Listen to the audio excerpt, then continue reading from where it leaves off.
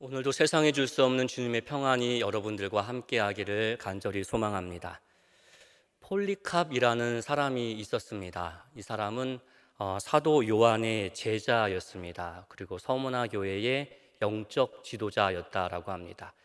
이 폴리캅이라는 이 사람의 이름의 뜻은 많은 열매였다라고 합니다. 그 이름대로 이 사람은 많은 사람들에게 선한 영향력을 끼치고 주의 사랑의 영향력을 많이 끼쳐서 귀한 열매를 많이 맺는, 그래서 사람들에게 성자라 불리우는 사람이었고 존경과 사랑을 받는 그런 사람이었다라고 합니다. 그러던 어느 날 폴리캅이 새 한 마리와 함께 재밌게 놀고 있었다라고 하죠. 지나가는 사람이 폴리캅에게 이렇게 말합니다.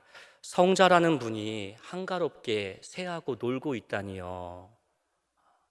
그 시간을 어찌 이렇게 허비하십니까? 라고 그렇게 이야기를 합니다. 그때 폴리캅이 웃으면서 그에게 대답을 합니다. 활도 쓰지 않을 때는 줄을 풀어 놓아야 합니다. 그렇지 않으면 언제나 줄을 매고 있으면 못 쓰게 됩니다. 라고 그렇게 답을 했다라고 합니다. 아무리 성인이고 아무리 신앙인이고 훌륭한 사람이고 존경받는 신앙인, 영적으로 뛰어난 사람이라 할지라도 그는 피조물이기 때문에 쉼을 갖는 것은 당연한 일입니다. 그리고 어쩌면 온전한 쉼을 누리겠다라고 그렇게 마음을 품고 지내는 것은 피조물로서 창조주를 온전히 인정하는 신앙의 겸손한 표현일 수 있다라고 생각을 합니다. 그렇기 때문에 우리는 쉴 때는 우리가 피조물임을 잘 기억하면서 주 앞에 아름답고 온전하게 쉬어야 합니다. 바야흐로 휴가 시즌이고 여행의 계절이 돌아왔습니다. 여러분들은 이번 휴가에 어떤 계획을 세우셨습니까? 참고로 저는 이미 휴가가 끝났습니다. 이번 휴가는 근데 그 어느 때보다도 두 가지 점에서 좋았습니다. 첫 번째는 휴가를 시작할 때쯤 저를 뺀 온 가족이 아직 방학을 하지 않은 상태여서 한동안은 저 혼자서 이렇게 있었습니다. 그래서 매우 안타깝기도 했지만 매우 좋은 시간을 보냈습니다. 왜냐하면 오랜만에 책을 집중해서 읽을 수 있었기 때문입니다. 집 베란다에 의자 하나를 펴놓고 그리고 아침부터 저녁까지 밤까지 그간 읽고 싶었던 책들을 다 쌓아놓고 며칠 동안 그렇게 책을 읽으면서 지냈습니다. 또 한 가지 이번 휴가가 좋았던 것은 아들과 둘이 단둘이 여행을 했기 때문입니다. 여러분, 아들과 둘이 여행을 가보신 적이 있으십니까? 네, 없으신 것 같습니다. 저희 아들이 중3인데요. 작년에 이어서 올해도 아들과 2박 3일 여행을 우연치 않게 이렇게 가게 됐습니다. 아들이 저에게 준 선물이라고 생각을 합니다. 여러분 생각하시기에는 무척 낭만적이다라고 이렇게 생각할 수 있고 들리시겠지만 현실은 그렇지 않습니다. 아들과 여행을 가면 저의 존재는 온데간데가 없고 오직 아들의 뜻과 아들의 입맛과 아들의 그 기호만이 남아있을 뿐입니다. 그래도 저는 너무나 행복했습니다. 왜냐하면 제가 아버지와 함께 누려보지 못한 것을 제 아들과 함께 누릴 수 있다는 그 자체가, 그것으로도 이 부족한 아빠로서 그가 못해준 것을 해줬다라는 나름의 그 만족감을 제가 가질 수 있었기 때문입니다. 원하기는 이번 휴가에 여러분들 가운데도 나름의 만족과 기쁨이 충만하기를 간절히 소망합니다. 여러분들 육적으로나 심적으로도 이번 휴가에 거창한 어떤 것을 하진 않을지라도 그간 팽팽했던 그 줄을 잠시 풀어놓으면서 쉼과 안식을 누렸으면 좋겠습니다. 뿐만 아니라 영적으로도 주님 주시는 놀라운 은혜를 맛보고 다시 한번 회복할 수 있는 그런 시간이 되기를 다시 한번 축복합니다. 오늘 본문의 내용도 여행과 관련된 이야기입니다. 간단하게 정리하면 이렇습니다. 율법에 박식한 율법 교사가 예수님을 시험하면서 이렇게 말합니다. 어떻게 해야 영생을 얻을 수 있습니까? 그때 예수님께서 이렇게 말씀하시죠. 온 마음을 다해서 하나님을 사랑하고 그리고 내 자신을 사랑하듯 이웃을 사랑해라 라고 말씀하십니다. 그러자 율법 교사는 당당하고 자신 있다라는 듯이 자신을 자랑하고 싶어서 예수님께 재차 질문을 합니다. 그러면 누가 내 이웃입니까? 그때 예수님께서 예를 들어 하신 말씀이 오늘 우리가 읽은 이 본문의 내용입니다. 한 사람이 예루살렘에서 여리고로 내려가는 중에 강도를 만났다라는 거죠. 그래서 거의 죽을 지경이 되었을 때에 그때 마침 제사장이 그 앞을 지나가다가 그를 발견하고 피해서 빨리 도망가고, 이어서 레위인이 또 그를 발견했는데 그 또한 제사장처럼 그렇게 빨리 그를 피해서 도망을 갔다라는 겁니다. 그런데 한 사마리아인이 등장을 하는데 그가 여행하는 중에 그 사람을 발견하고 그 사람을 보면서 온 정성으로 그를 치료하고 돌봐줬다라는 거죠. 그러면서 예수님께서 말씀을 마무리하면서 율법교사에게 이렇게 말합니다. 강도 만난 자에게 이 사마리아 사람만이 이웃이 되었다는 것을 네가 알았다면 너도 이렇게 주변 사람들을 바라보고 그리고 사랑을 실천하라 라고 말씀하십니다.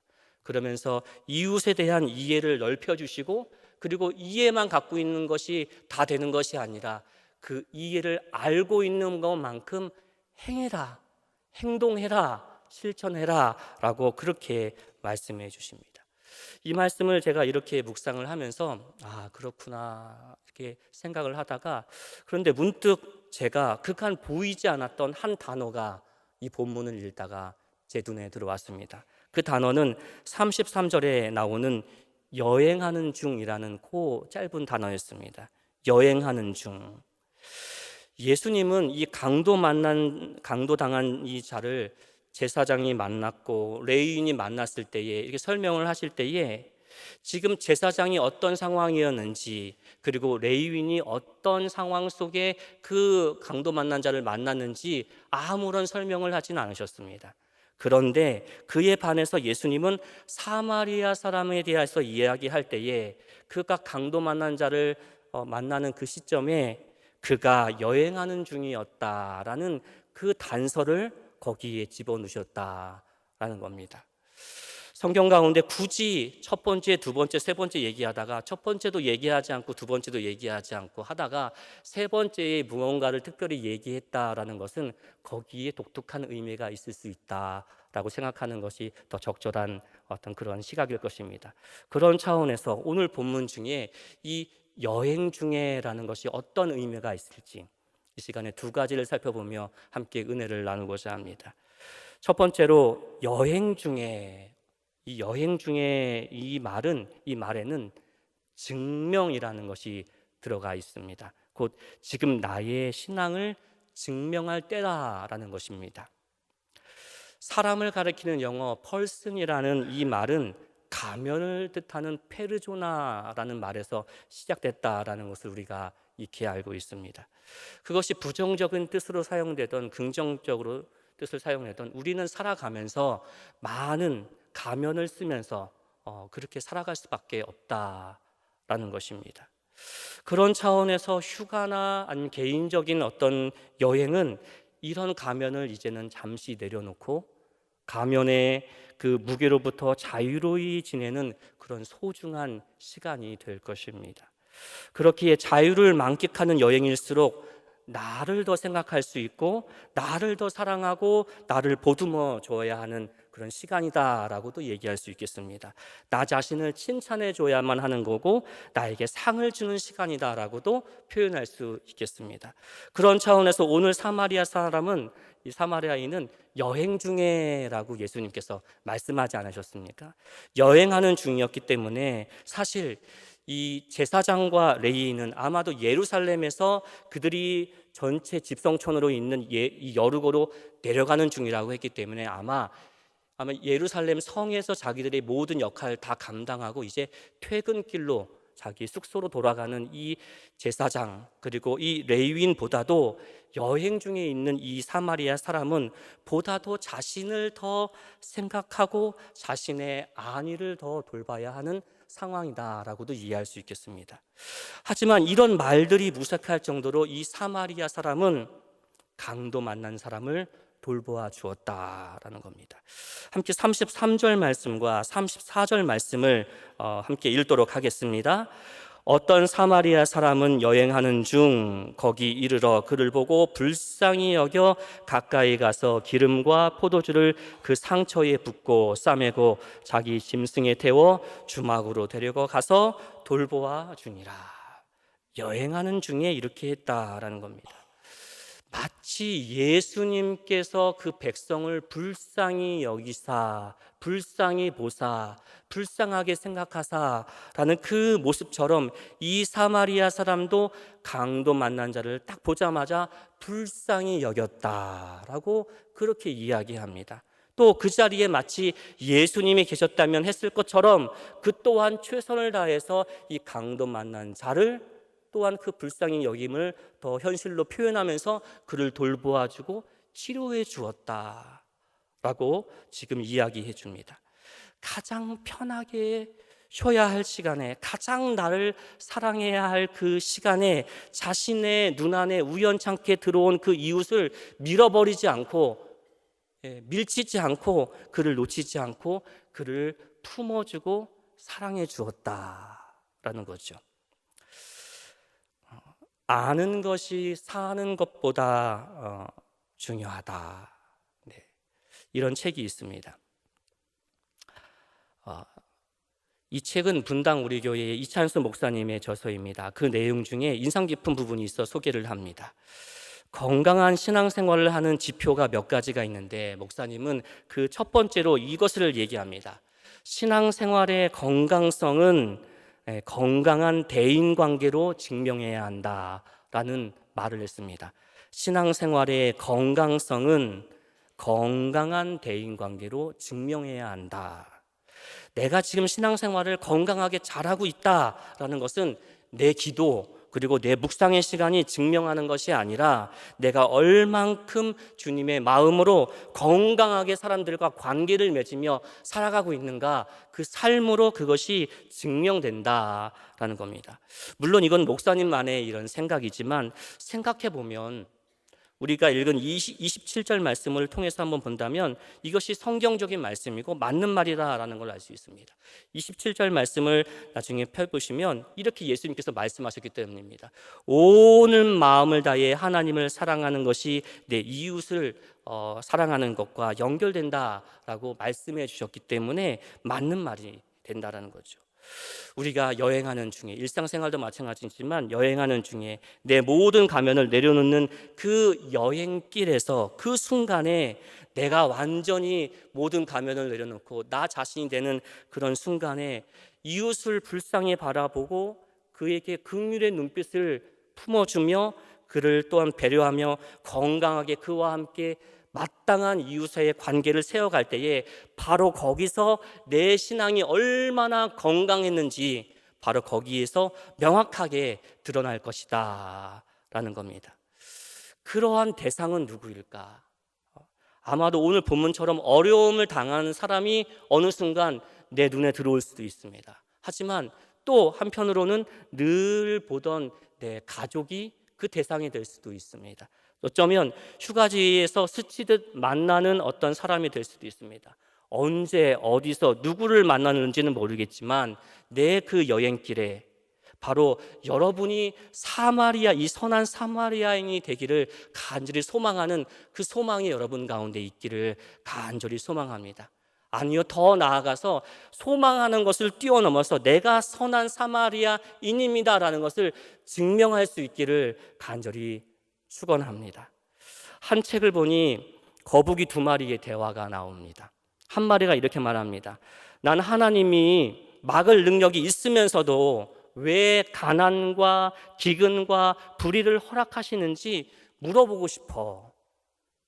그러자 옆에 있는 다른 거북이가 말합니다. 나는 하나님이 똑같은 질문을 나에게 던질까 봐 무서워. 이렇게 얘기를 합니다. 난 하나님이 막을 능력이 있으면서도 왜 저 가난한 사람, 왜 저 불쌍한 사람, 저 불의, 기근을 왜 그냥 허락하시는지 나는 묻고 따지고 싶어 라고 할 때 옆에 있는 거북이는 그런데 말이야, 그 말도 맞는데 하나님이 똑같은 질문을 나에게 하실까 봐 나는 되게 불안하다, 이렇게 얘기를 합니다. 우리 주님은 그 어려운 사람, 그 아픈 사람, 그 불의를 감당할 수 없어서 움직이지 못해서 그냥 계신 것이 아니라 우리가 움직여 주기를, 주님의 사랑을 받은 우리가 움직여 주기를 간절히 기다리고 계신다라는 것을 알려주십니다. 그 주님 앞에, 그 주님이 찾으시는 그 사람, 그 움직이는 사람, 그 선한 사마리아인 같은 사람이 바로 접니다라고 이 기간 동안에 주 앞에 온전히 드러내기를 간절히 소망합니다. 두 번째로 이 여행 중에라는 이 말에는 정체성이 들어 있습니다. 물론 오늘 본문의 이 선한 사마리아인 이야기는 율법학자에게 이웃이 누구인지, 이웃에게 어떻게 해야 되는지를 설명하고자 예수님께서 예를 들어서 그렇게 말씀하시는 그런 부분이죠. 하지만 이 선한 사마리아인이 여행 중에 주님의 마음으로 긍휼을 베풀고 이웃을 사랑했다라는 이 이야기는 우리의 정체성과 또 우리의 삶과 우리의 사명을 함축적으로 표현한 것이 아닐까라는 생각이 들었습니다. 왜냐하면 우리 모두는 여행을 하고 있기 때문입니다. 삶이 여행 아니겠습니까? 우리는 매일마다 여행을 하는 겁니다. 저 본향을 갈 때까지, 그때까지 허락받은 그 시간에 우리는 이 땅을 여행하듯이 살아가는 여행자이시고 순례자이기 때문입니다. 이런 차원에서 우리의 삶을, 내 인생을 여행이라고 이해할 때에 우리는 내가 살아가는 그 순간마다, 시간마다 이 선한 사마리아인처럼 내게 주신 그 긍휼을 기억하며 긍휼의 눈빛으로 내 눈에 들어오는 사람을 품어야 되고 그들에게 그 긍휼을 나눠줘야 하는 그런 귀한 임무와 사명이 있는 사람이라는 겁니다. 그것이 참 아름답고도 그것이 참 영광스러운 크리스찬의 그런 인생이고 삶이 된다라는 거죠. 빛의 화가 렘브란트의 이야기를 좀 나누고 싶습니다. 렘브란트가 오늘 본문을 배경으로 그림을 그렸습니다. 한번 우리 화면을 통해서 그림을 보겠습니다. 이 그림은 그가 1633년에 이 선한 사마리아인 이 내용을 가지고 그린 그림입니다. 제가 예전에도 한번 설명한 적이 있는데요. 이 그림의 특징은 34절을 중심으로 이 강도당한 자를 숙소에 데려가는 그런 내용을 굉장히 클로즈업해서 집중해서 보여주는 겁니다. 그림은 왼쪽 위에서부터 오른쪽 아래로 이렇게 대각선으로 보시면 됩니다. 거기에 다 주인공들이, 중요한 인물들이 들어있습니다. 왼쪽 맨 위에는 선한 사마리아인이 등을 돌려서 그 주막 주인에게 이야기를 하고 있는 그런 모습이 있습니다. 그 다음에 한가운데는 나귀에서 내려지는 그 강도 만난 자가 등장을 하고요. 오른쪽 대각선 제일 밑에는 개 한 마리가 등장합니다. 여기서 개가 등장하는 것은 당시 유대인들이 이 사마리아 사람들을 개로 취급을 했기 때문입니다.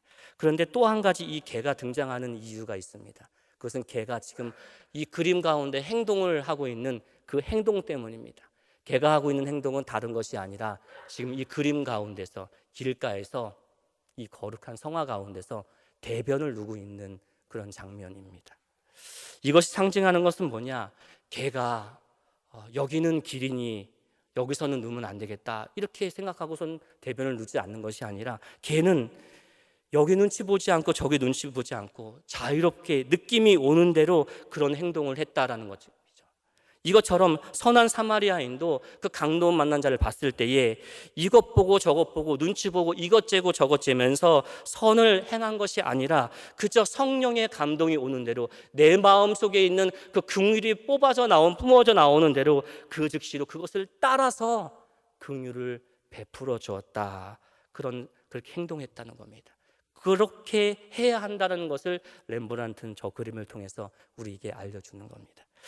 그런데 또 하나 렘브란트의 그림을 또 보도록 하겠습니다. 렘브란트가 앞에 있는 그 그림을 그린 후 5년 후에 또 다른 이 선한 사마리아인의 그림을 또 그렸습니다. 이 그림을 좀 보시면 이게 무슨 선한 사마리아인 그림인가라고 할 정도로 아무것도 보이지 않고 마치 풍경화처럼 그렇게 보입니다. 앞에 있는 그림은 굉장히 좁혀서 보였다면 이 그림은 굉장히 넓혀서 넓은 스케일을 가지고 그리는 그림입니다. 볼 때에 그림 잘 아래쪽에 우측을 보시면 우측에 강도 만난 자를 짐승에 태워서 지금 데리고 가고 있는 선한 사마리아인의 옆모습이 살짝 보입니다. 그리고 중앙에 큰 나무가 있는데요, 그 나무의 왼쪽으로 보시면 흰 말이 끌고 있는 마차가 보입니다. 그 안에 제사장이 타고 있고 레인이 타고 있는 겁니다. 급히 말을 몰면서 빨리 그 자리를 도망가듯이 빠져나가듯이 그렇게 표현이 되어 있는 겁니다. 그런데 이 그림의 특징은 뭐냐? 특이한 점은 저 중앙에 있는 큰 나무의 그 밑에 부분을 잘 보시면 거기에 성경에는 등장하지 않는 인물들이 있다라는 거죠. 바로 강도 만난 자가 옆에 지금 피 흘려면서 나귀 타고 가고 있는데, 그 사람은 돌아보지도 않으면서 자기의 여가 생활을 즐기면서 사냥의 여가 생활을 하고 있는 그런 사람들이 있다라는 겁니다. 이 그림에서 강조하는 것은 뭐냐? 바로 저 자기의 여가 생활을 즐기면서 이 강도 만난 자에 대해서 눈길 하나 주지 않고 무관심한 이 시대의 사람들, 주의 백성들을 지금 가리키고 있는 그러한 모습이라는 것입니다. 바로 무관심이라는 거죠. 우리의 무관심이라는 겁니다. 세상 속에서는 무관심이 죄라고까지는 나가지 않은 경우들이 많이 있습니다. 하지만 주님 앞에서는 그 무관심이 결코 그렇게 쉽게 지나가지 않을 것이다 라는 것이죠. 근데 앞에 있는 그 첫 번째 그림, 또 두 번째 그림, 이 두 가지 그림의 강조점이 다 다르지만 공통되게 이 렘브란트가 또 하나 주는 그런 메시지가 있다라고 생각합니다. 그것은 렘브란트가 선한 사마리아인의 이 그림을, 성경을 그리면서 선한 사마리아인을, 그 얼굴을 선명하게 묘사하지 않았다라는 겁니다.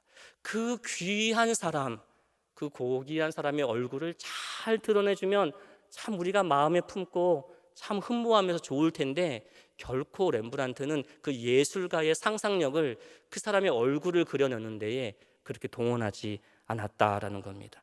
첫 번째 그림에서는 완전히 그의 뒤통수만 보여주면서 그의 얼굴을 보여주지 않습니다.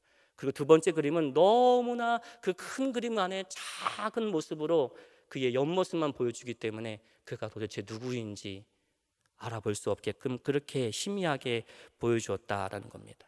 무엇을 가리킬까?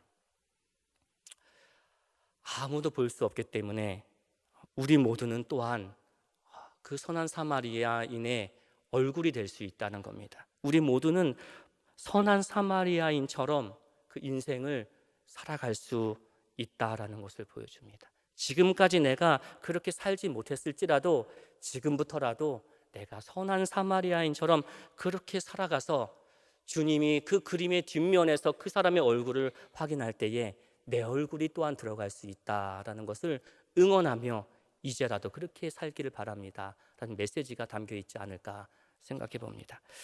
말씀을 정리합니다. 우리 예수님의 마음에 얼마나 이 선한 사마리아인의 이야기가 마음에 담겨졌으면, 아름답게 간직되었으면 예수님께서 그 이야기를 술술술 얘기하셨을까라는 생각을 한번 해보게 되었습니다. 이 주님의 마음에 기록되고 기억된 이 선한 사마리아인 이야기를 우리가 보면서 두 가지를 묵상했죠. 첫 번째는 증명, 두 번째는 정체성이었습니다. 첫 번째, 신앙생활의 건강성은 건강한 대인관계로 증명해야 한다. 주님을 내가 얼마나 사랑하는지는 내가 얼마나 긍휼의 주님의 마음으로 이웃과 관계를 아름답게 맺어가는지로 증명해야 한다. 두 번째, 인생이라는 이 여행 속에서 저 본향을 갈 때까지 우리는 선한 사마리아인 같이 예수님께서 하시듯 그렇게 긍휼을 나누어 주며 우리의 인생을 살아가야 된다. 우리의 정체성을 드러내야 한다라는 겁니다.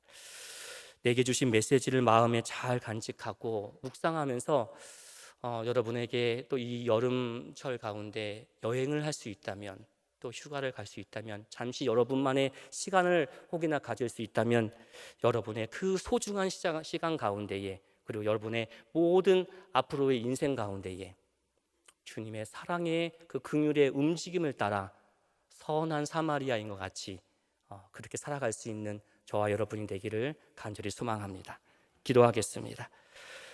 저희를 너무나 긍휼히 여기시고 긍휼을 알게 하시고 긍휼을 베풀어 주신 주님, 무뎌졌고 무뎌지며 굳게 닫힌 저희의 마음을 열어주사 그 긍휼의 기억을 다시 한번 회복하며 그 긍휼에 감격하고 감사하게 하여 주옵소서. 주님과 같이 긍휼을 나눠주는 이 시대에 선한 사마리아인이 되게 하여 주옵소서. 이 모든 말씀 예수님의 이름으로 기도하옵나이다. 아멘.